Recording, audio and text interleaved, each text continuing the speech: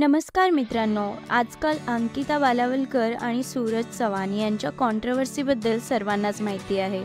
सूरजने त्याच्या social media अकाउंटवरून अंकिताला unfollow आणि कोलॅबोरेशनमधून काढलं होतं। यानंतर याचं प्रत्युत्तर अंकिताने यूट्यूब व्हिडिओच्या माध्यमातून दिलेलं होतं। या दरम्यान पंढरीनाथ कांबळे अजून सूरजला का नाही भेटायला गेले याबद्दल देखील चाहते विचारत आहेत।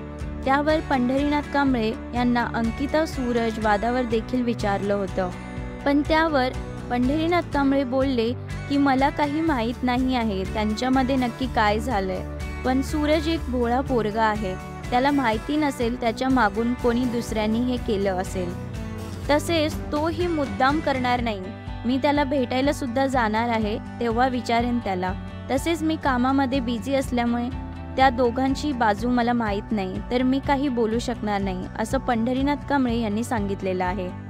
याचबरोबर मित्रांनो, आता या कॉन्ट्रोवर्सीवर डीपी दादा म्हणजेच धनंजय पवार यांनी देखील आपली प्रतिक्रिया दिलेली आहे। डीपी दादा म्हणाला की मला काही माहीत नाहीये नक्की यांच्यामध्ये काय झालं आहे।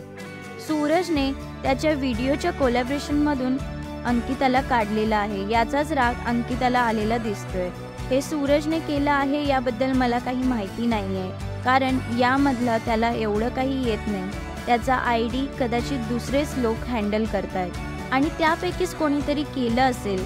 आता एवढंच म्हणणं आहे की आता बिग बॉस संपलेला आहे, सर्व लोक आपापल्या कामाला लागलेले आहेत, तर हे भांडण वगैरे सर्व सोडून द्यावे, असं धनंजय पवार यांनी सांगितलेलं आहे।